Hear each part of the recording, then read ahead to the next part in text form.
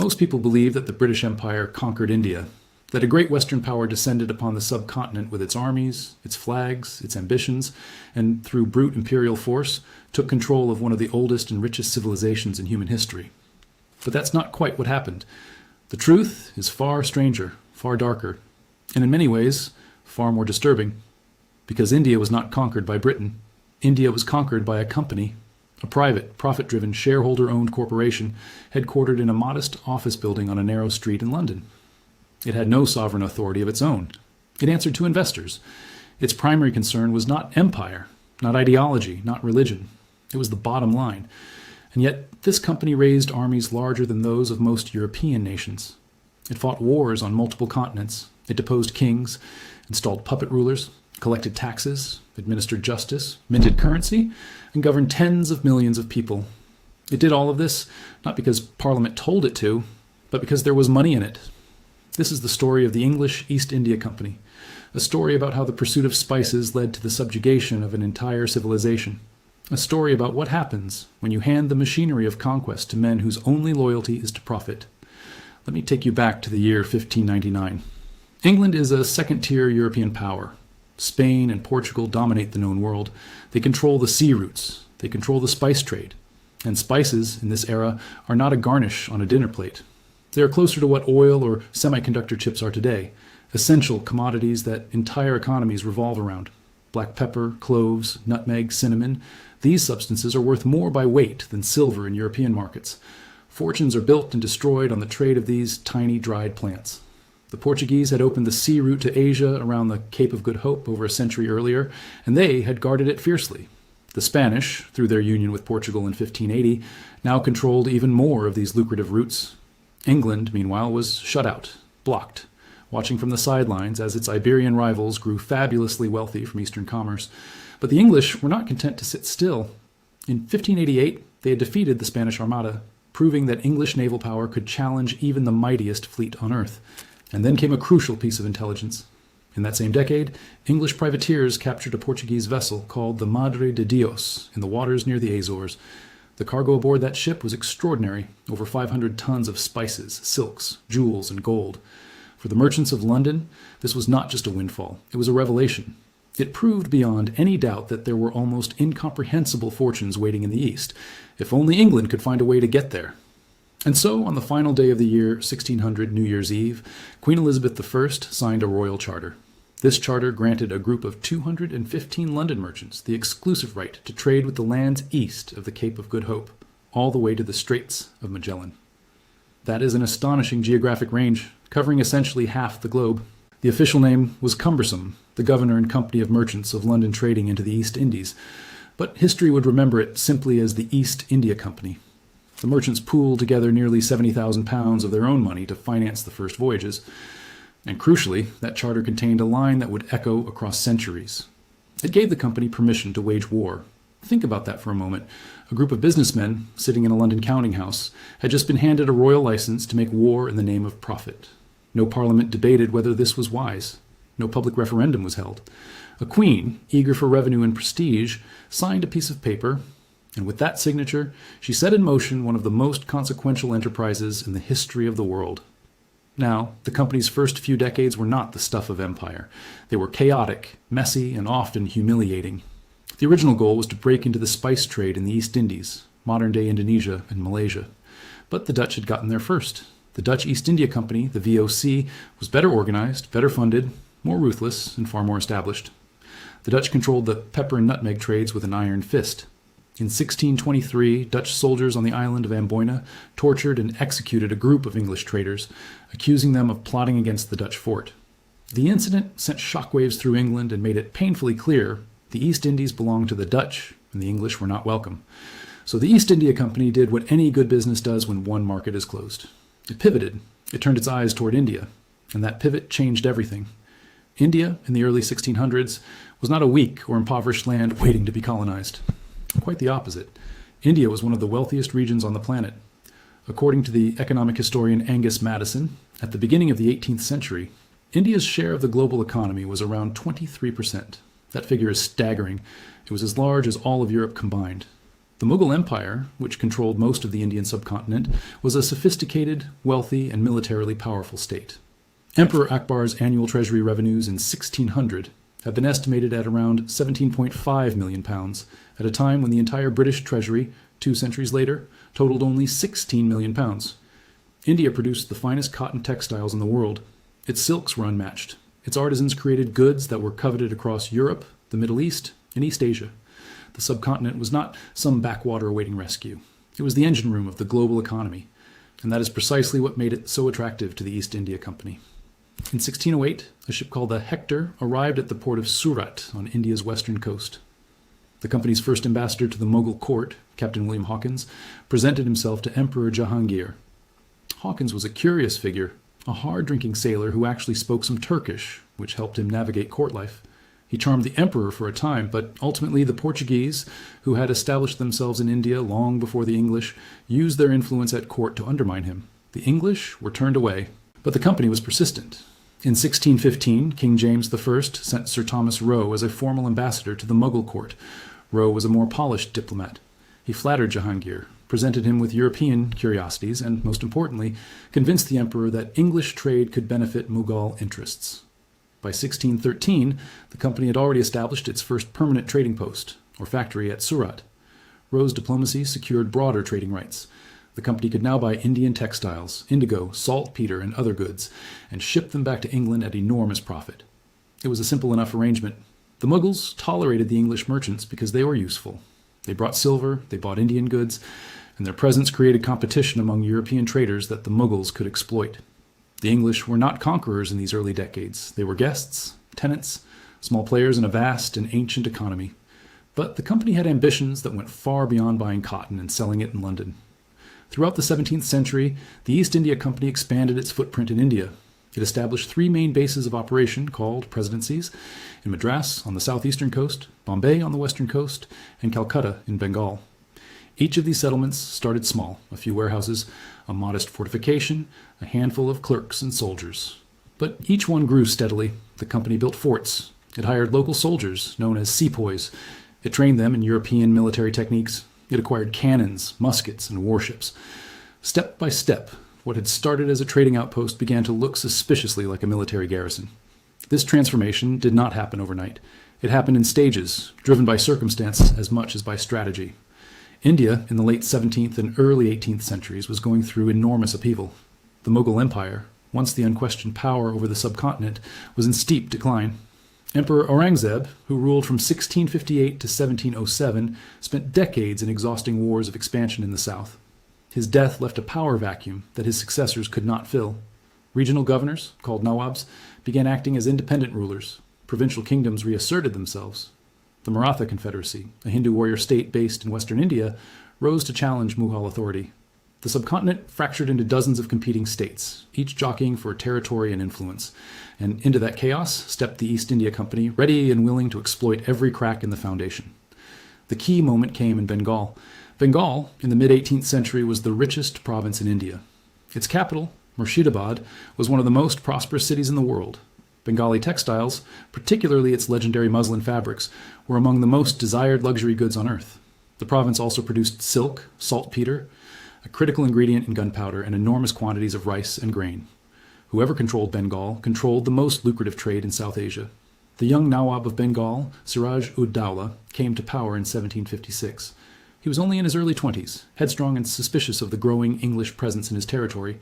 The company had been fortifying its base at Calcutta without his permission, and Siraj saw this as an act of defiance. He marched on the city with an army of approximately 50,000 soldiers and captured it in June of 1756. Most of the British residents fled, but those who remained were imprisoned.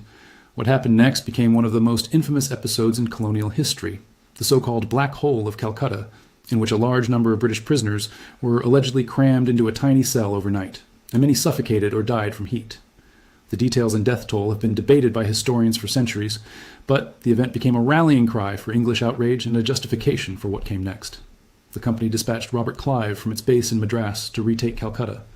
Clive was not a gentleman soldier in the traditional sense. He was a former clerk, a man who had joined the company as a lowly writer, essentially a bookkeeper, and had clawed his way up through sheer ruthlessness and a talent for violence. He was prone to severe depression had attempted suicide at least twice, and was almost recklessly brave in battle. He was also deeply corrupt, even by the standards of his era. But he was exactly the kind of man the company needed, someone willing to do whatever it took by any means necessary to advance the company's interests. Clive arrived in Bengal in early 1757 and quickly recaptured Calcutta. But he did not stop there. He understood that simply defending the company's trading posts was no longer enough. If the company wanted to truly dominate Bengal, it needed to remove Siraj from power entirely, and so Clive devised a conspiracy that would change the course of history. He approached Mir Jafar, a senior commander in Siraj's army, and offered him a deal. If Mir Jafar betrayed the Nawab during battle, Clive would install him as the new Nawab of Bengal. In return, the company would receive enormous financial compensation and vast new trading privileges. It was a straightforward transaction. The company was not fighting for king and country. It was not liberating anyone. It was executing a hostile corporate takeover of the richest province in India, using bribery and military force as its tools. On the 23rd of June, 1757, the two armies met at a place called Plassey, near the banks of the Hooghly River. On paper, it should not have been a contest. Siraj commanded an army of around 50,000 men, including cavalry, infantry, and artillery. Clive's force consisted of roughly 3,000 soldiers, including about 950 Europeans and 2,100 Indian sepoys. But the battle was rigged before the first cannon fired. Mir Jafar, commanding a large portion of Siraj's cavalry, simply refused to fight. He held his forces back, watching as Clive's disciplined troops opened fire. The engagement lasted barely a few hours. Clive's casualties were minimal. Siraj's army, betrayed from within, collapsed and scattered. The Nawab himself was captured shortly afterward by Mir Jafar's men and killed. Plassey was barely a battle. It was more like a transaction with cannons. And yet its consequences were seismic. With Mir Jafar installed as a puppet Nawab, the East India Company now effectively controlled Bengal. Not Britain, not Parliament, not the Crown. A private corporation, answerable to its shareholders in London, now governed the lives and livelihoods of tens of millions of people. And what did the company do with this power? It looted. Immediately after Plassey, the company's agents descended on the Nawab's treasury. Clive personally received what today would amount to hundreds of millions in gifts, bribes, and kickbacks. The company extracted massive financial penalties from the new puppet Nawab. Bengal, one of the richest provinces in the world, was systematically drained of its wealth. The company's revenue from Bengal alone soon reached £22 million annually, a staggering sum that effectively financed Britain's growing global empire. Even though the British government itself had no formal role in running Bengal, this was a corporate enterprise, using corporate methods for corporate profit. The looting of Bengal was not a one-time event. It was a system. The company imposed crippling taxation on Bengali farmers and artisans. It forced weavers to sell their textiles at artificially low prices, then resold them in European markets at enormous markups. It monopolized the trade in essential commodities like salt, betel nut, and tobacco. It banned Indian merchants from trading independently in many goods. The wealth that had made Bengal one of the jewels of the Mughal Empire was siphoned out year after year, ship after ship, ledger after ledger. The consequences were catastrophic. In 1769 and 1770, just over a decade after Plassey, Bengal was struck by a devastating famine. Drought and crop failures triggered the crisis, but the company's policies turned a bad situation into an apocalypse. Even as people starved, the company continued to demand full tax revenue from Bengali farmers. It continued to export grain for profit. It continued to buy up rice to feed its own army and employees, draining local food supplies. The company's agents and their local intermediaries hoarded grain and drove up prices, making food unaffordable for the poorest. By the time the famine subsided, an estimated 10 million people had died. 1/3 of Bengal's entire population was wiped out. And throughout this entire catastrophe, the company's priority was not relief. It was revenue. It was shareholder returns. It was the bottom line. This was not government. This was extraction. The Battle of Buxar in 1764 further cemented the company's dominance. A coalition of Indian rulers, including the Nawab of Bengal, the Nawab of Awadh, and the Mughal emperor himself, Shah Alam II, joined forces to push back against the company's expanding power. But the company's disciplined sepoy army, now battle-hardened and well-equipped, defeated them all. The resulting Treaty of Allahabad in 1765 granted the company something extraordinary, the Diwani, the right to collect revenue from the provinces of Bengal, Bihar, and Orissa. This was a pivotal moment. The company was now not just a trader, not just a military power, but a tax collector. It had the financial lifeblood of one of the largest and richest regions on earth, flowing directly into its coffers. Think about what this means in practical terms. The East India Company, a private corporation, now had the legal authority to tax millions of people.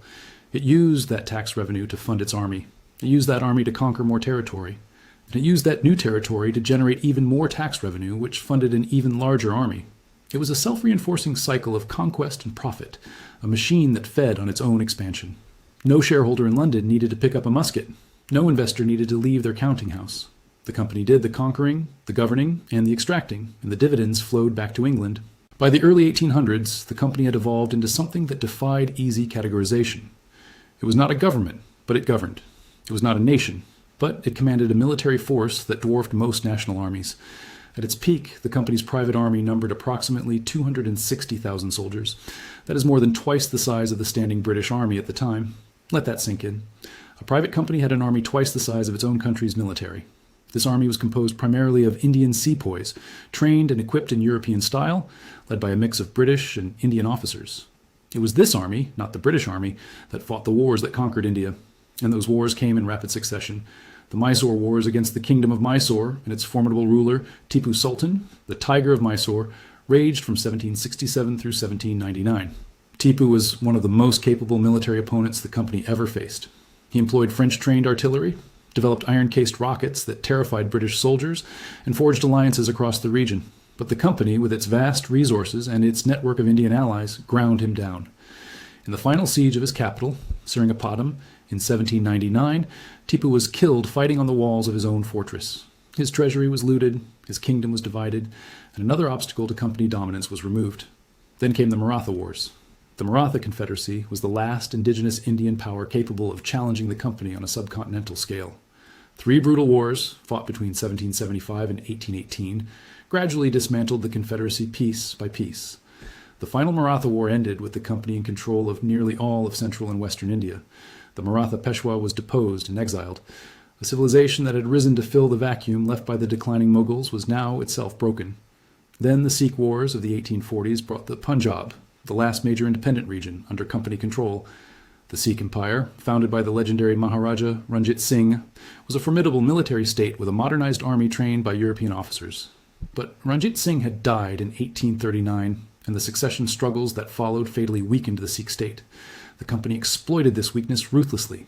2 wars, in 1845 through 1846 and 1848 through 1849, ended Sikh independence.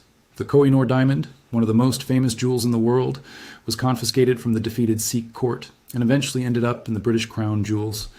By 1856, the East India Company controlled virtually the entire Indian subcontinent, either through direct rule or through puppet treaties with nominally independent princely states. From the Himalayas to the southern tip of the peninsula, from the deserts of Rajputana to the jungles of Burma, a private corporation headquartered in a small London office governed a landmass of over 1.5 million square miles and a population of hundreds of millions. And this brings us to another dimension of the company's operations that is often overlooked in the telling of this story, and that is the opium trade. Because the company did not just profit from Indian textiles and Indian taxes, it also engineered one of the most destructive drug trafficking operations in history. Here's how it worked. Britain had developed an enormous appetite for Chinese tea, but China did not want much of what Britain had to offer in return. The trade imbalance was huge, and silver was flowing out of Britain at an alarming rate to pay for all the tea. The company needed something that China would buy, and it found its answer in opium. The company had monopoly control over opium production in Bengal and Bihar. It forced Indian farmers to grow poppies. It processed the raw opium and auctioned it to private traders, who then smuggled it into China, where it was illegal. The profits from these opium sales were then used to purchase tea, which was shipped back to England. It was an extraordinarily cynical triangular trade. Indian farmers were coerced into growing a drug crop. That drug was smuggled into China, creating millions of addicts. The profits funded Britain's tea habit, and the company made money at every step. When the Chinese government attempted to crack down on the opium trade in 1839, destroying stockpiles of the drug in Canton, Britain responded with military force. The Opium Wars that followed were fought not to defend some noble principle, but to protect the East India Company's drug trafficking profits. China was forced to open its ports, cede Hong Kong, and accept the continued importation of opium. It was corporate narcotics trafficking enforced by gunboats, and it devastated Chinese society for generations. But the company's reign could not last forever. The contradictions at its heart, the fundamental absurdity of a private corporation governing a subcontinent, eventually tore it apart from within. By the middle of the 19th century, the East India Company's administration of India was visibly failing. Corruption was endemic. Company officials enriched themselves at the expense of the people they governed. Tax collection was brutal and arbitrary. Traditional Indian social and religious customs were being aggressively undermined by evangelical Christian missionaries who operated with company support. The doctrine of lapse, a policy by which the company could annex any princely state whose ruler died without a natural heir, was being used to gobble up territory and dispossess established Indian dynasties. The annexation of Awadh, one of the last major semi-independent states, in 1856, was particularly incendiary. It was done purely for revenue purposes, and it left tens of thousands of nobles, soldiers, and administrators suddenly unemployed and resentful. The breaking point came in 1857. The immediate trigger was mundane, almost absurd. The company introduced a new rifle, the Enfield, to its Indian sepoy regiments. Loading the rifle required soldiers to bite the end off a greased paper cartridge. A rumor swept through this barracks that the grease was made from a mixture of pig fat and cow fat. For Muslim soldiers, pig fat was deeply offensive. For Hindu soldiers, cow fat was sacrilegious. Whether the rumor was true or not, it crystallized decades of accumulated resentment into a single, explosive grievance. On the 10th of May, 1857, sepoys in the garrison town of Meerut mutinied. They freed imprisoned comrades, killed several British officers, and marched on Delhi, where they persuaded the aging Mughal emperor, Bahadur Shah Zafar, to lend his name to the uprising. The revolt spread rapidly across northern India. In Lucknow, in Kanpur, in Jhansi, Indians of all backgrounds, soldiers, civilians, peasants, nobles, joined in. It was not a coordinated revolution. Different groups had different grievances and different goals, but the scale of it was unprecedented. Over 100,000 sepoys, more than two-thirds of the Bengal army, mutinied against their corporate masters. The violence on both sides was horrific. At Kanpur, surrendered British soldiers and their families were massacred. At Delhi, the company's forces besieged the city for months before retaking it in a brutal assault. In the aftermath, British reprisals were savage and indiscriminate. Suspected rebels were executed without trial. Villages were burned. In some cases, captured mutineers were tied to the mouths of cannons and blown apart, a deliberate display of terror designed to break the spirit of resistance.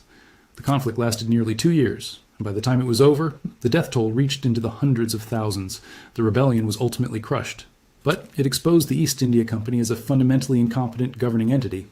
A private corporation had taken on the responsibilities of a state, the defense of a subcontinent, the administration of justice, the management of an economy, and it had failed catastrophically. The rebellion made it undeniable that company rule was unsustainable. On the 2nd of August, 1858, the British Parliament passed the Government of India Act. This single piece of legislation formally dissolved the East India Company's governing authority in India and transferred control directly to the British Crown. Queen Victoria issued a proclamation to the peoples and princes of India, announcing that their governance would now be a matter of state, not of commerce. The era of company rule was over. The British Raj had begun. The East India Company lingered on paper for another 16 years, a ghost of its former self, before being formally dissolved in 1874.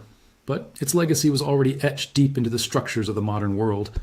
Consider what the company achieved, if achievement is the right word. Over the course of roughly 250 years, a private corporation transformed itself from a modest trading venture into the most powerful non-state actor in human history. It conquered a subcontinent that was home to roughly 1/5 of the world's population. It maintained a private army larger than most nations could field. It collected taxes, administered laws, waged wars, and shaped the destinies of hundreds of millions of people. It did all of this primarily for profit. And in the process, it reshaped the global economy, devastated the Indian textile industry, engineered famines, trafficked narcotics, and drained one of the richest civilizations on earth of its accumulated wealth. The economist Utsa Patnaik has estimated that Britain extracted approximately $45 trillion in today's terms from India over the period of colonial rule, much of it initiated under the company's watch. Whether one accepts that precise figure or debates its methodology, the directional truth is undeniable. Wealth flowed out of India and into Britain on a scale that transformed both nations. India's share of the global economy, which had been roughly 23 to 27% in the early 1700s, had fallen to barely 3% by the time the British finally departed in 1947. Britain, meanwhile, used Indian revenues to fund its industrial revolution, its navy, its wars, and its expansion into other parts of the world. In a very real sense, the British Empire was built on a foundation of Indian wealth, extracted first by a private company and then by the Crown that inherited the company's possessions. And this is perhaps the most unsettling part of the story. The East India Company was not an aberration. It was a template. It demonstrated that private capital, given enough latitude and enough firepower, could accomplish what governments found difficult or politically unpalatable. It showed that conquest could be outsourced, that sovereignty could be commoditized, that the line between commerce and empire could be erased entirely. The company did not conquer India because it hated Indians or because it believed in some civilizing mission. It conquered India because India was profitable. The company's methods echo in the modern world in ways that most people do not fully appreciate. The revolving door between corporate interests and government policy, the use of private military contractors in zones of conflict, the ability of multinational corporations to shape the laws and economies of developing nations, the extraction of resources from poorer countries to enrich wealthier ones. These are not new phenomena. They are the direct descendants of a model that the East India Company pioneered over 4 centuries ago. When you walk down Wall Street in New York City, you are walking on ground that was once called New Amsterdam, a Dutch colonial settlement built on the same model of private capital financing imperial ambitions. When you look at the modern corporation, with its limited liability, its shareholders, its global supply chains, and its political influence, you are looking at the direct heir of the East India Company and its Dutch counterpart, the VOC. The DNA of these early joint stock companies is woven into the very fabric of modern capitalism. And India, the land that the company treated as a resource to be extracted, has spent the decades since independence rebuilding what was taken. The world's largest democracy, with over 1.4 billion people, is today the 5th largest economy on the planet. Its tech industry, its pharmaceutical sector, its space program, these are not gifts from the colonial past. They are achievements built in spite of it. But the scars remain.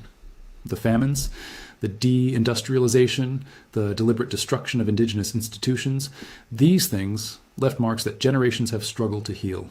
And it all started, all of it, not with an invasion force flying a national flag, but with a group of London merchants who wanted to buy cheaper pepper.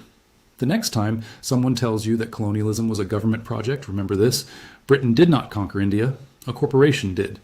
And that distinction is not just a historical footnote. It is a warning about what happens when profit becomes the only measure of success, when private power goes unchecked, and when the world's richest civilizations become nothing more than line items on a corporate balance sheet. If this story changed the way you think about empire, capitalism, or the modern corporation, do me a favor and hit the subscribe button. I make these deep dives because this history matters, and the more people who hear it, the harder it becomes to repeat the same mistakes. I'll see you in the next one.